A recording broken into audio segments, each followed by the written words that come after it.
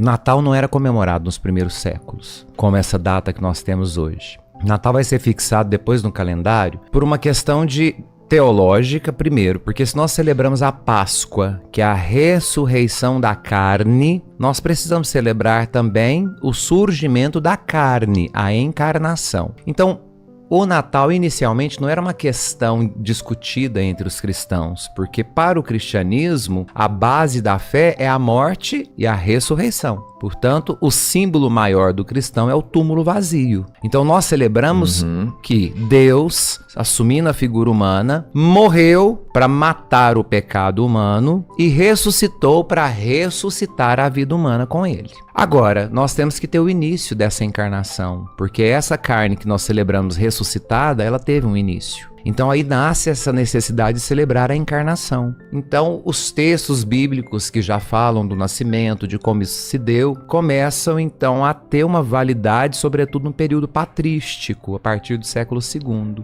Então vamos fixar uma data. Provavelmente pela história, quando se estuda a história e a arqueologia, a data do nascimento do Senhor provavelmente foi no mesmo período em que aconteceu a sua morte. Porque a morte de Jesus foi durante a Páscoa judaica, o Peshá, durante o mês de Nissan, que é o mês do Cordeiro, que é a primavera. A morte de Jesus foi na Páscoa, na primavera.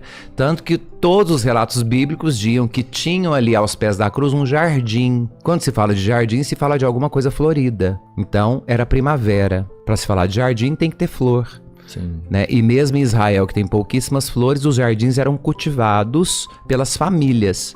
E aquela terra onde Jesus foi crucificado pertencia a um homem que era seguidor oculto de Jesus, chamado José, da cidade de Arimateia. Então ele cedeu o terreno para Jesus ser sepultado ali. E o Santo Sudário, por exemplo, que é o manto que envolveu o corpo de Jesus, e acredita-se que de fato seja o manto verdadeiro, ele traz as flores, que são flores de Israel, daquela época, datado daquele período, né? Tem o pólen, inclusive, no tecido. Então, a data da morte de Jesus foi durante a Páscoa, isso não tem como negar, porque Jesus desceu a Jerusalém, subiu para Jerusalém para comer a Páscoa, né? O Shabat da Páscoa. A data do nascimento de Jesus provavelmente foi também na primavera. E quando Gregório Magno decide colocar uma ordem num calendário da Igreja Católica, eles vão perceber que a data do Natal e da Páscoa, da Ressurreição, estavam muito próximas. O que não daria para fazer uma celebração do ano litúrgico,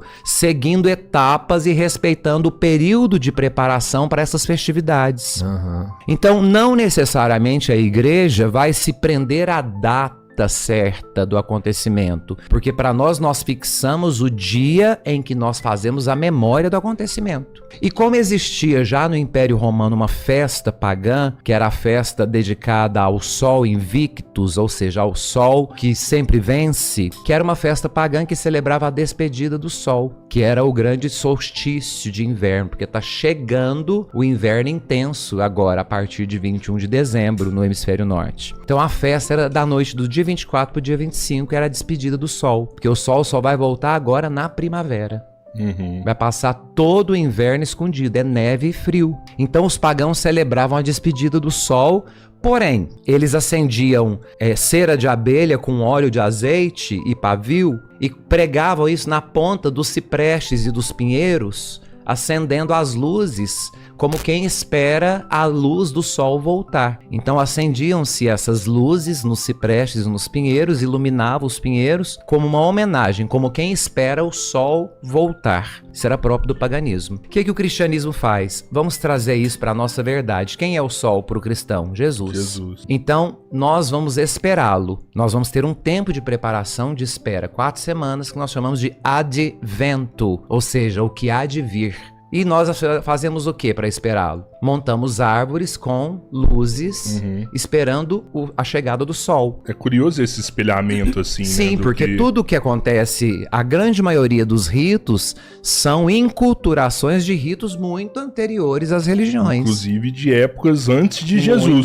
Muito antes. É como se fosse vamos pegar essa história, vamos colocar aqui. E vamos adaptar isso para a nossa verdade. Para a nossa religião. Isso. Aqui.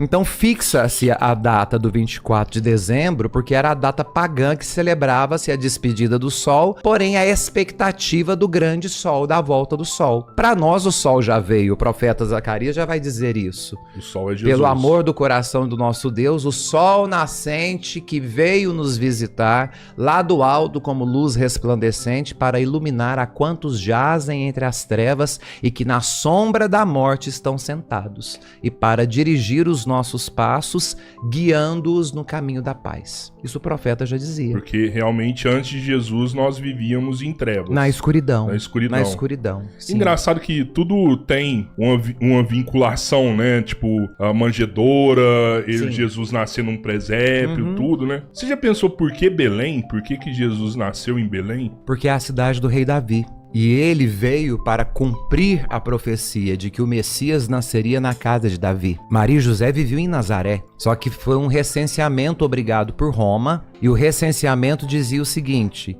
é preciso que todos venham se alistar, porque o Império Romano tem o controle de quantos cidadãos tem para saber quanto de imposto que vai entrar no ano. E o ano judaico começa em Nissan. Esse será para vós o primeiro dos meses, que é o período da primavera, quando começa a primavera. Então, por isso que provavelmente o nascimento do Senhor foi também na primavera, porque o recenseamento foi nesse período, no início. Tá, mas ir para Belém foi só por conta caminho. Descendo de Nazaré para Jerusalém, passa-se por Belém. Só para nascer numa cidade com um rei. E a profecia dizia que o Messias viria de Belém. Mas ele não teve que, na verdade, ele teve que nascer lá também, porque eles tiveram que fugir. Não, porque eles matariam todos os primogênitos, não? Não, depois. Isso é depois que ele nasce. Aí é que vem a ordem para matar Quando eles todos. estavam indo para Jerusalém, Maria começa a ter as contrações e então agora era preciso parar, porque o menino nasceria. E quando eles chegam em Belém, como era recenseamento, Belém era meio que uma cidade hospedaria. E eles entram em Belém, só que como era recenseamento, a cidade estava lotada de gente que estava descendo para Jerusalém. E não teve uma alma piedosa para oferecer um canto para essa mulher dar à luz. Por isso que João, no Evangelho, no capítulo 1, que é o prólogo de João, ele vai dizer, né? Veio para o que era seu. Quem que esperava o Messias? Os judeus. Quem que esperava se cumprir as profecias e a lei por meio de um homem da tribo de Judá, que seria o sucessor de Davi, o grande rei, o grande monarca? O povo judeu. Então quem eram os seus? Os judeus. E João vai dizer, ele veio para o que era seu, mas os seus não o quiseram. Tanto que em Belém é a representação do que o judaísmo vai fazer com Jesus. E nasceu assim mais uma briga entre as religiões. Também. Né? Por quê? O cristão falando, é seu. Justamente. Veio pra você. Mas vocês não e quiseram. Não é nosso não. Não é nosso quiseram. não. A gente matou, não é nosso não, né? É verdade, isso aí que você falou. E até hoje é assim. É mais uma briga, né? E assim foi. Então Belém, aqui, muito mais do que a ideia de que Jesus, Maria e José tiveram que entrar em Belém, o autor sagrado, ele está fazendo uma referência da rejeição dos judeus sobre a figura do Messias. Então a história de Belém não ter lugar, porque não existe isso. Alguém falava, mesmo que seja uma hospedaria, não, essa mulher tá parindo, nós precisamos de acudir, põe ela aqui no banheiro, que seja, né? Só que o que o autor sagrado quer deixar claro? Eles não quiseram receber o Messias. As portas estão fechadas para ele. Então quem vai recebê-lo? Né? Ele nasce dentro de um curral e a primeira visita que ele recebe é de quem? Dos pastores. Dos pastores que estavam com o rebanho nas pastagens. No inverno não tem rebanho nas pastagens. 24 de dezembro é neve no Oriente. Por isso também. Né? Então, mais uma vez, a gente sabe que as datas aqui... Hoje já não neva tanto naquela região, mas na época de Jesus nevava muito. Era uma região muito fria. Até hoje o hemisfério norte é muito gelado, né?